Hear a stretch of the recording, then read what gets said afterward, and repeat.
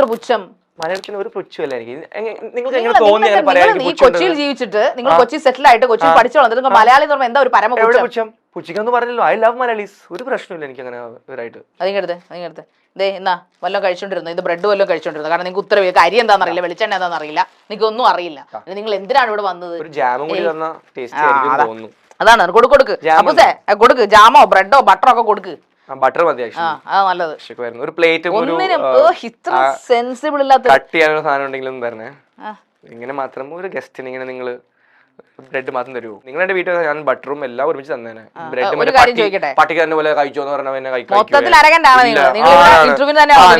Sweet ആണല്ലോ അതിന്, ഈ ബ്രെഡ് പോലെ. ഞാൻ കാര്യങ്ങളാണ് ചോദിക്കുന്നത്. ബ്രെഡ് പോലെ സ്വീറ്റ് ആണെന്നോ? ഓ അത് ശരി, നല്ല കാര്യം, thank you very much, welcome. Okay, ഞാൻ വേറൊരു കാര്യം കൂടെ ചോദിക്കട്ടെ. ഇനി അതിന് മറുപടി ഉണ്ടാവും എനിക്ക് അറിയില്ല, എങ്കിൽ ഞാൻ ചോദിച്ചോളൂ.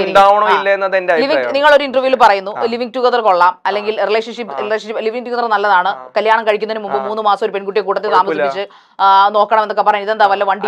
ഫിയാൻസി ആണെങ്കിൽ വിവാഹം കഴിഞ്ഞിട്ടില്ലല്ലോ, ഫിയാൻസി ആണെങ്കിലും വിവാഹം മാരേജ് കഴിഞ്ഞിട്ടില്ലോ. അല്ല ഇതെന്നാ ട്രെയിനിങ്? ഞാൻ ചോദിക്കട്ടെ, ഒരു ജോലിക്ക് നമ്മൾ ജോയിൻ ചെയ്യുമ്പോൾ ട്രെയിനിങ് ഉണ്ട്, ഒരു മാസം എവിടെ കോൺസ്റ്റിറ്റ്യൂഷൻ? ലിവിംഗ് ടുഗദർ ലീഗൽ ആണ്. Living together legal. Okay, living together legal ആണെങ്കിൽ എനിക്കറിയാം. എന്താ പ്രൈസ്, റൈസിന് എന്താ പ്രൈസ്, പക്ഷെ ലീഗൽ കോൺസ്റ്റിറ്റ്യൂഷൻ പറയുന്ന ഈ കാര്യങ്ങൾക്ക് അറിയില്ല. കാര്യങ്ങളൊക്കെ അറിയാം, എന്താണ് വന്നതെന്ന് അറിയാം. 2 പ്രാവശ്യം നിങ്ങൾ ചോദിച്ചേ ലീഗലാണോ ലീഗലാണോ? നിങ്ങൾക്ക് അത് ബേസിക്കലി നിങ്ങൾക്ക് കോൺസ്റ്റിറ്റ്യൂഷൻ അറിയില്ല.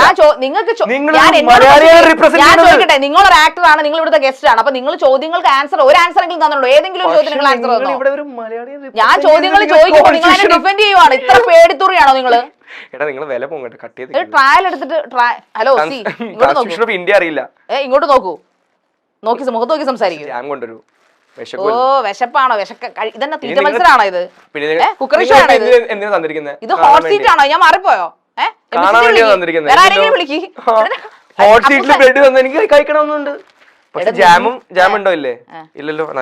തിരിച്ചു വെച്ചേക്കും. ഇതിനൊരു തീരുമാനം ഉണ്ടാക്ക്, ഈ ബ്രെഡ് കഴിപ്പിന് ഒരു തീരുമാനം ഉണ്ടാക്ക്. ജാമോ അല്ലെങ്കിൽ കൊടുക്ക്, ഒരു ഗ്യാപ്പ് എടുക്കുക. ഇതിവിടെ കുക്കിംഗ് ഷോ അല്ല നടക്കുന്ന ഒരു ബോധം ഉണ്ടല്ലോ അല്ലേ? പക്ഷെ നിങ്ങൾ ഒരു മിനിറ്റ്, ഈ ബ്രെഡ് എനിക്ക് ആരാ തന്നെ? ഈ ബ്രെഡ് എനിക്ക് ഇപ്പൊ ആരാ തന്നെ? ശരി, നമുക്ക് അടുത്ത പോയിന്റിലേക്ക്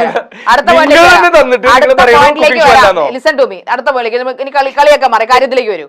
ഈ വിവാഹ ജീവിതം ട്രയൽ എടുത്തിട്ട് ചെയ്യണമെന്ന് പറയുന്നത് എന്തുകൊണ്ടാണ്? നിങ്ങൾ വിവാഹ ജീവിതം മാരേജ് ലൈഫ് ഒരു ട്രയൽ ആവാം. അതിൽ 3 months കല്യാണം കഴിക്കാൻ പോകുന്ന പെൺകുട്ടിയുമായിട്ട് താമസിച്ചതിന് ശേഷം വിവാഹം കഴിക്കണം എന്ന്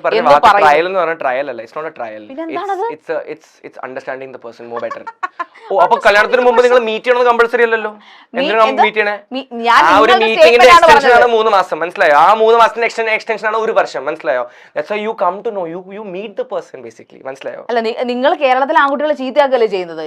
ഇങ്ങനെയുള്ള വൃത്തികേടുകളല്ലേ പറഞ്ഞു കൊടുക്കുന്നത്? കല്യാണം കഴിക്കുന്നതിന് മുമ്പ് ഏതെങ്കിലും വീട്ടുകാർ സമ്മതിക്കോ? മലയാളി പെൺകുട്ടിയാണോ കല്യാണം കഴിക്കാൻ ഉദ്ദേശിക്കുന്നത്? എന്തെങ്കിലും ആവാം. ഓക്കെ, എന്തായാലും പെൺകുട്ടിയാണ് ഉദ്ദേശിക്കുന്നത്. അപ്പൊ അവരുടെ വീട്ടുകാരോട് നിങ്ങൾ നേരിട്ട് പറയുമോ? നിങ്ങൾ നേരിട്ട് പറയുമോ അവരുടെ പാരന്റ്സിനോട്? ഇപ്പൊ നിങ്ങൾ കല്യാണ പെണ്ണ് കാണാൻ ചെന്നു, അല്ലെങ്കിൽ എനിക്ക് ഞങ്ങളുടെ മോള് ഭയങ്കര ഇഷ്ടമാണ്, നമുക്ക് കല്യാണം കഴിക്കണമെന്നുണ്ട്, പക്ഷെ ഒരു 3-4 മാസം എനിക്ക് I want to spend time with her and I want to get to know your daughter more. Okay, അപ്പൊ എന്താ നിങ്ങൾ പ്രതീക്ഷിക്കുന്ന തിരിച്ചു മറുപടി? ചിലപ്പോ പോടാന്ന്, അപ്പൊ ഞാൻ പോവും. തൊലിക്കെട്ടിയാണല്ലേ ഇപ്പൊ പൊട്ടാമസിന്റെ തൊലിക്കെട്ടിയാൻ തോന്നുന്നത്? പക്ഷെ എനിക്ക് അത്രയ്ക്ക് ഇഷ്ടമാണെങ്കിൽ ഞാൻ എന്തായാലും കുറെ ട്രൈ ചെയ്യും. 100% ഞാൻ കുറെ ട്രൈ ചെയ്യും. കൂടെ താമസിക്കാൻ, കല്യാണം കഴിക്കാൻ വേണ്ടിയല്ല, കൂടെ വരാൻ, to be with me, to get a good life. കല്യാണം കഴിച്ചാ പോരെ? ആണ്, പക്ഷെ എനിക്ക് 3-4 മാസം അവളുടെ കൂടെ നിക്കണമെന്നുണ്ട്. അല്ല, ഒരു പെൺകുട്ടിയെ മനസ്സിലാക്കണമെങ്കിൽ ഞാൻ ചോദിക്കട്ടെ, ഒരു കേരളത്തിലെ എന്നല്ല ഒരു പെൺകുട്ടിയെ മനസ്സിലാക്കാൻ 3-4 മാസം മതിയോ? 3-4 മാസം എനിക്ക് വേണ്ടി കുറച്ചും കൂടി സാധനങ്ങൾ ക്ലിയർ ആവും, പേഴ്സണൽ എനിക്ക് വേണ്ടി. ഓക്കെ, ഈ 3-4 മാസം നിങ്ങൾ കൂട്ടത്തിൽ താമസിപ്പിച്ച് നിങ്ങൾക്ക് തോന്നുകയാണ് നിങ്ങൾക്ക് പറ്റുന്ന ഒരാളല്ലെന്ന് തോന്നി കഴിഞ്ഞാൽ ആ പെൺകുട്ടി നിങ്ങൾ ഉപേക്ഷിക്കും? ഇല്ല, മ്യൂച്വൽ ആയിട്ട് പോവാണെങ്കിൽ പോവും, പക്ഷെ ഞാൻ എന്റെ എഫേർട്ട് എപ്പോഴും 100% ആയിരിക്കും എന്റെ സൈഡിൽ നിന്ന്. ഓക്കെ, നിങ്ങൾ ഭയങ്കര മാതൃകാ പുരുഷനായിരിക്കും, കുലപുരുഷനായിരിക്കും. ഓക്കെ, അപ്പോ ആ പെൺകുട്ടി നിങ്ങളെ വേണ്ടാന്ന് പറഞ്ഞിട്ട് പോകും, അല്ലെങ്കിൽ നിങ്ങൾ ആ പെൺകുട്ടിയെ വേണ്ടാന്ന് വെക്കുകയാണെങ്കിൽ വേണ്ടെന്ന് കുട്ടിയുടെ ഫ്യൂച്ചറിനെ കുറിച്ച് നിങ്ങൾ ചിന്തിച്ചിട്ടുണ്ടോ?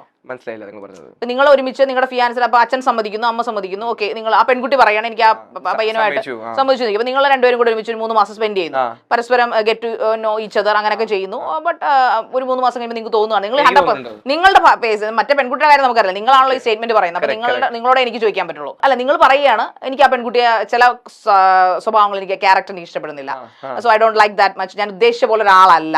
ഞാൻ ആദ്യം കണ്ടപ്പോൾ എനിക്ക് ഭയങ്കര പ്രേമവും ഇഷ്ടം ലവ് ഒക്കെ തോന്നി. ബട്ട് 3 മാസം ഒരുമിച്ച് കഴിഞ്ഞപ്പോഴേക്കും ഒരു 1.5 മന്ത് കഴിഞ്ഞപ്പോൾ തന്നെ അപ്പോ നിങ്ങൾ വിവാഹം കഴിക്കും. ലാസ്റ്റിൽ അവൾക്ക് എന്നെ ഇഷ്ടമല്ലെങ്കിൽ അവൾ പോട്ടെ, കുഴപ്പമില്ല.